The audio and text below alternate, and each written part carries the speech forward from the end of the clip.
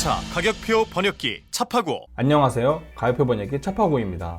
2부에서는 차파고가 제안하는 최상의 가성비 조합에 대해 설명드리겠습니다. 최대한 저렴하게 타고 싶으신 분이라면 프레스티지에 드라이브 와이즈 추가하여 3,312만원에 구매하시면 됩니다. 하이브리드 SUV를 3천만원 초반대에 살 수 있는 가성비 옵션 조합이죠. 프레스티지 등급에는 각종 충돌 방지 보조 시스템이 다 기본적으로 장착되어 있고요. LED 헤드램프도 있으니 따로 스타일 옵션 넣을 필요 없습니다. 스티어링도 열선 기능 포함되어 있고요. 운전석에는 전동 시트 적용되어 있습니다. 1열에는 열선 기능과 통풍 기능 둘 다 있으니까 여름이던 겨울이던 무섭지 않겠죠. 버튼 시동 스마트키 같은 건 뭐 당연히 기본입니다. 파킹 브레이크는 전자식 파킹 브레이크라 오토홀드 지원하고요. 에어컨도 풀 오토 에어컨이니 온도 조절, 풍량 조절 따로 할 필요 없습니다. 가운데에 있는 8인치 디스플레이는 애플 카플레이를 지원하니 따로 내비 옵션 넣을 필요 없고 후방 카메라도 같이 들어오니까 뭐 싸제로 뭐 달 필요 없겠죠. 여기서 꼭 하나 추가하셨으면 하는 옵션은 바로 드라이브 와이즈입니다. 스마트 크루즈 컨트롤이 있으니 장거리 주행이 편안해집니다. 물론 정품 내비게이션이 없기 때문에 고속도로 주행 보조를 지원하지는 않지만 사실 상관없습니다. 우리나라 고속도로의 제한 속도가 시속 100km 아니면 110km 정도밖에 안 되잖아요. 그런데 여기서 스마트 크루즈 컨트롤을 시속 110km로 해놓고 다니면 100km 카메라에선 찍히지도 않습니다. 또한 드라이브 와이즈에는 후측방 충돌 방지 보조 시스템이 적용되어 있어 사각지대 안전도 강화됩니다. 그래서 이 99만원짜리 드라이브 와이즈는 아무리 돈을 아끼신다고 해도 꼭 넣으시길 바랍니다. 이 1번 조합이 앞으로 설명드릴 2번 조합에 비해 부족한 게 있는데요. 전방 주차 센서 없습니다. 그런데 전방 주차 센서 쓸 일이 많이 있을까요? 아니 우리 어차피 주차할 때 뻔히 앞에 보고 있는데 전방에 있는 걸 박을 일이 있겠냐는 겁니다. 그래서 전방 주차 센서는 없어도 되고요. 동승석 전동 시트 없습니다. 그런데 동승석 사람은 그냥 가만히 앉아있기만 하면 되는 건데 굳이 전동 시트까지 챙겨줄 필요가 있을까요? 2열에 열선 시트 없는데요. 사실 뒷좌석에 사람이 탈 일이 많지 않습니다. 게다가 아이들 카시트에 태우고 다니면 열선 시트는 더 쓸 일이 없겠죠. 전동 테일게이트 없는데요. 어차피 이거 손으로 힘 좀 줘서 올리면 쇼바 때문에 알아서 잘 올라갑니다. 이거 없다고 해서 트렁크 못 여는 거면 운전도 하면 안 되죠. 18인치 휠 없는데요. 어차피 스포티지 휠에 관심 있는 사람들은 스포티지 동호회 사람들 뿐입니다. 그 외 사람들은 스포티지에 뭔 휠이 달리는지 관심도 없어요. 12.3인치 내비게이션 없는데요. 지금도 이미 8인치의 디스플레이로 애플 카플레이 다 되거든요. 내비 때문에 굳이 이거를 돈 100만원 줘가면서 달 필요는 없다고 봅니다. 아래에는 인포테인먼트 조작계가 아닌데요. 그런데 이거 은근 불편한 게 볼륨 조정하려고 하면은 에어컨 되어 있고 에어컨 조정하려고 하면 미디어로 되어 있어서 뭐 하나 한 번에 제대로 작동된 적이 없습니다. 매번 조작계 전환해가면서 써야 되는 거죠. 저는 차라리 볼륨은 볼륨대로 에어컨 조작부는 에어컨 조작부대로 우직하게 있는 게 더 낫다고 봅니다. 웬만한 옵션은 다 있었으면 좋겠다 싶으신 분이라면 노블레스의 드라이브 와이즈 12.3인치 내비게이션 추가하여 3,574만원에 구매하시면 됩니다. 1번 조합 대비 262만원 올랐습니다. 초보 운전자분들은 운전할 때 제일 무서운 게 골목길에서 다른 차량이랑 마주칠 때인데요. 이럴 때 전방 주차 센서 있으면 내 차 범퍼 상하지 않게 지나갈 수 있습니다. 이 외에도 전방 주차 시에 앞에 있는 연석이나 앞차와의 거리를 알 수 있으니까 전방 주차 센서는 초보라면 어지간하면 챙기는 게 맞죠. 동승석 전동 시트도 워크인 디바이스 기능 같이 들어오기 때문에 뒷좌석에 와이프 탔을 때 사장님 좌석 만들어 드릴 수 있습니다. 2열 열선 시트, 뭐 애들이 카시트 타니까 필요 없기는 하지만 애들이 그래도 생각보다 금방 자라거든요. 한 7살 되면 이제 카시트 안 타기 시작할 텐데 차라는 게 한 번 사면 못해도 5년, 길면 10년 이상도 타잖아요. 그럴 때 뒷좌석 열선 시트 있어야 할까요? 없어야 할까요? 네, 당연히 있어야 합니다. 전동 트렁크도 세단이라면 모를까 SUV는 열고 닫을 일이 많은데 그럴 때마다 손으로 들어올리는 거 귀찮죠. 요즘 세상이라면 전동 트렁크 거의 필수인 것 같습니다. 18인치 휠도 이게 원래 휠을 키우면 연비가 떨어지니까 안 닿는 건데 이번 스포티지는 희한하게도 휠이 커져도 연비는 그대로입니다. 그러면 이 18인치 휠 안 넣을 이유가 있을까요? 게다가 휠 디자인도 17인치에 비해 많이 이쁜 편이라 오너의 만족도가 높습니다. 차는 역시 휠빨이니까요. 여기서 하나 더 추가하셨으면 하는 옵션은 바로 12.3인치 내비게이션입니다. 소렌토도 10.25인치 밖에 안 되는 마당에 스포티지가 12.3인치다? 이건 무조건 넣어주는 게 맞죠. 좌우로 넓어서 눈에 보이는 정보도 많고 기아 커넥트로 원격 시동도 걸 수 있으니까 여러모로 편합니다. 또한 인포테인먼트 조작계도 처음에만 불편하지 쓰다 보면은 볼륨 조절은 스티어링으로, 온도 조절은 조작계로 하게 됩니다. 그리고 제일 중요한 게 바로 내부가 깔끔해진다는 거예요. 버튼이 주저리 많지 않으니까 인테리어가 단정해 보이죠. 2번 조합이 3번 조합에 비해 부족한 게 있는데요. 12.3인치 계기판 없습니다. 그런데 계기판이 액정에 달리면 뭐 바뀌는 게 있나요? 어차피 속도 보는 용도 그 이상 그 이하도 아니기 때문에 여기에 돈 쓸 필요 없습니다. 앰비언트 라이트도 필요 없는 게 이거 있다고 해서 스포티지가 벤츠가 되는 게 아닙니다. 낮에만 운전한다면 이거 보이지도 않아요. 우드 그레인 가니쉬 뭐 이것도 리얼 우드도 아니고 설사 리얼 우드라고 할지라도 뭐 가구가 들어오는 게 아닌데 이게 꼭 있어야 할까요? 아니죠. 없어도 되죠. 메탈 페달 없는데요. 이거 브레이크 페달 따로 사서 달면 10,000원도 안 합니다. 악셀 페달도 한 90,000원이면 장착 가능하고요. 굳이 이것 때문에 올라갈 필요는 없습니다. 천연 가죽 시트 없는데요. 인조 가죽이나 천연 가죽이나 말 안 해주면 모릅니다. 운전석 메모리 시트도 없는데요. 어차피 나 혼자 운전하는 차라면 이런 옵션 쓸 일도 없죠. 서라운드 뷰 모니터 없는데요. 그런데 스포티지가 차가 큰가요? 아니죠. 이 정도 크기의 차에 서라운드 뷰 없다고 주차 못하면 아예 차를 끌면 안 되는 겁니다. 이런 옵션은 없어도 돼요. 원격 스마트 주차 보조 없습니다. 하지만 스포티지 그렇게 넓은 차가 아니거든요.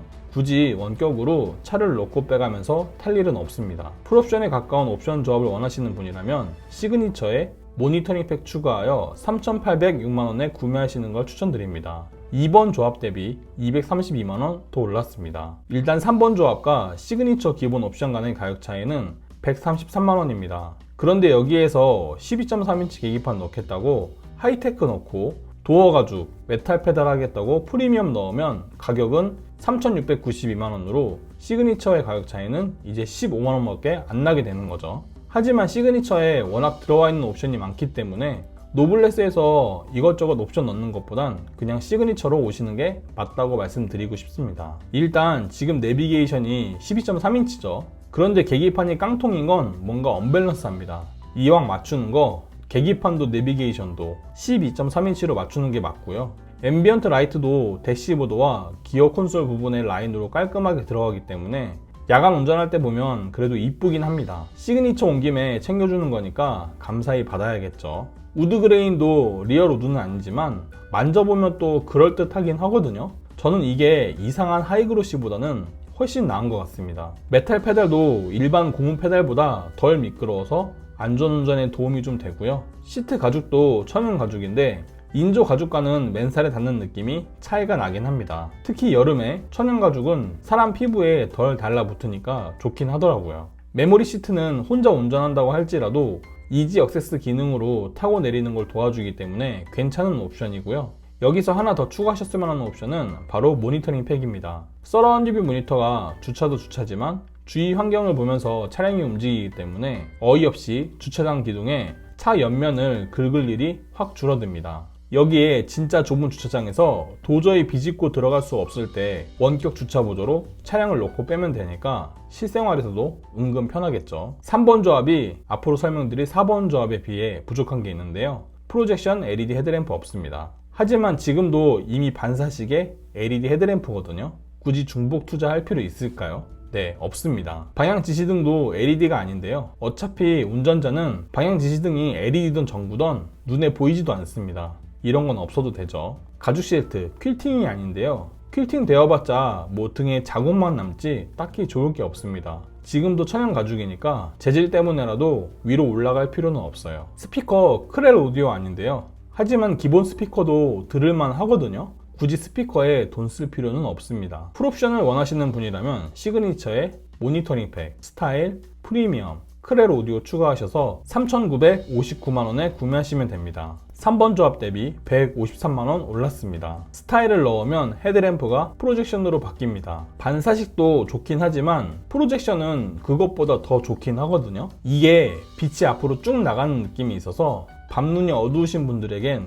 더 좋더라고요. 그리고 앞뒤 방향 지시등이 LED로 바뀝니다. 전구 타입보다 더 밝고 명확하게 반짝거리니까 운전자의 자기 만족도도 높죠. 프리미엄은 35만원으로 가격도 그리 안 비싼데 이거 넣으면 시트에 퀼팅이 들어갑니다. 퀼팅이 보기에도 좋긴 하지만 가죽이 늘어나는 걸 방지해주는 방식이라 오랫동안 세차 컨디션 유지하는 것도 장점입니다. 스웨이드가 덧대지면서 미끄럼 방지도 되니까 저는 이거는 그냥 넣을만 한 것 같아요. 마지막으로 크렐 오디오. 아무래도 노래 듣는 거 좋아하시는 분이라면 크렐 오디오 포기할 수가 없죠. 크렐 오디오가 다른 건 몰라도 중저음 부분에서 일반 스피커보다 풍성하게 들려주기 때문에 힙합이나 가요 주로 듣는 분이라면 넣으실만 합니다. 한눈에 보는 옵션표입니다. 가장 저렴하게 구매하실 분이라면 1번 조합 3,312만원에 구매하시면 됩니다. 가죽 열선 시트, 1열 통풍 열선 시트, 스마트 크루즈 컨트롤 등 기본적으로 요즘 시대에 필요한 옵션들은 다 들어가 있습니다. 하지만 나는 패밀리카로 타면서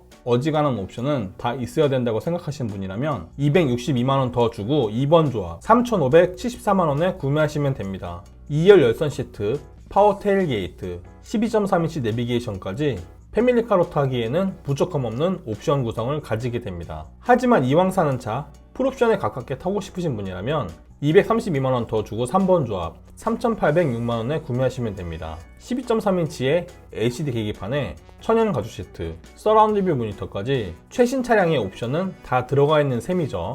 나는 그런 거 모르겠고 여기까지 온 이상 풀옵션으로 사야겠다 싶으신 분이라면 153만원 더 주시고 4번 조합 3,959만원에 구매하시면 됩니다. 프로젝션 LED 헤드램프부터 해서 LED 방향 지시등과 퀼팅 가죽 시트, 크렐 오디오까지 들어가 있습니다. 저는 개인적으로 2번 조합 정도가 제일 가성비 좋은 것 같습니다. 하지만 고급 옵션이 좀 아쉽다 싶으신 분이라면 3번 조합까지 가는 것도 괜찮은 것 같아요. 경쟁 차종 비교해 보겠습니다. 일단 크기를 먼저 비교해 볼 텐데요. 한 치수 작은 셀토스와 한 치수 더 큰 소렌토를 놓고 비교해 보면서 스포티지가 얼마나 괜찮은 사이즈를 가지고 있는지 알아보겠습니다. 셀토스는 스포티지에 비해 길이는 270mm, 폭은 65mm, 높이도 65mm, 휠 베이스도 125mm나 작습니다. 한 등급 차이 치고 크기 차이가 꽤 나는 편이라고 볼 수 있죠. 그에 비해 소렌토는 스포티지에 비해 길이는 150mm, 폭은 35mm, 높이도 35mm,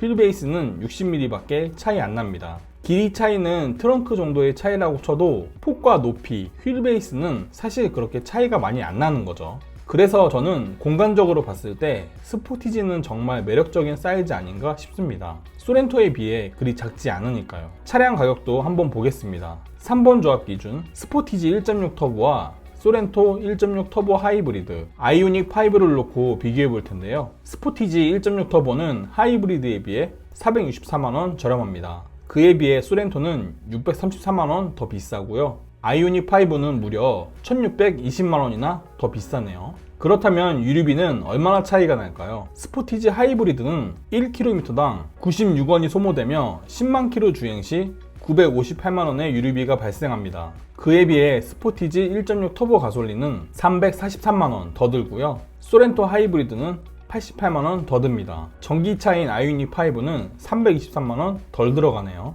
그래서 차량가액에 하이브리드 친환경차 세제 혜택을 받은 취등록세, 5년 동안의 자동차세, 10만 킬로의 유류비까지 포함하여 계산해보면 스포티지 하이브리드는 5,090만원을 쓴 셈인데요. 스포티지 가솔린은 처음엔 463만원 저렴했지만 나중엔 113만원 정도만 저렴해지는 걸로 두 차량의 유지비 차이는 좀 더 줄어듭니다. 여기에서 만약에 1년 2만 킬로를 더 타게 되면 이제 하이브리드가 더 경제적으로 변하는 거겠죠. 소렌토 하이브리드는 처음엔 605만원 비쌌지만 나중엔 735만원으로 가격 차이는 더 벌어집니다. 아무래도 연비 차이가 있기 때문에 같은 파워트레인이라고 할지라도 유지비 차이는 좀 더 나는 편이에요. 아이오닉 5는 처음엔 1,591만원 비쌌지만 207만원 비싼 걸로 둘간의 가격 차이는 확 좁혀집니다. 역시 전기차는 주행요금도 저렴하고 자동차세도 스포티지에 비해 절반밖에 안 하기 때문에 유지비에서 크게 이득을 본 것 같아요. 가격표 한 줄 평하겠습니다.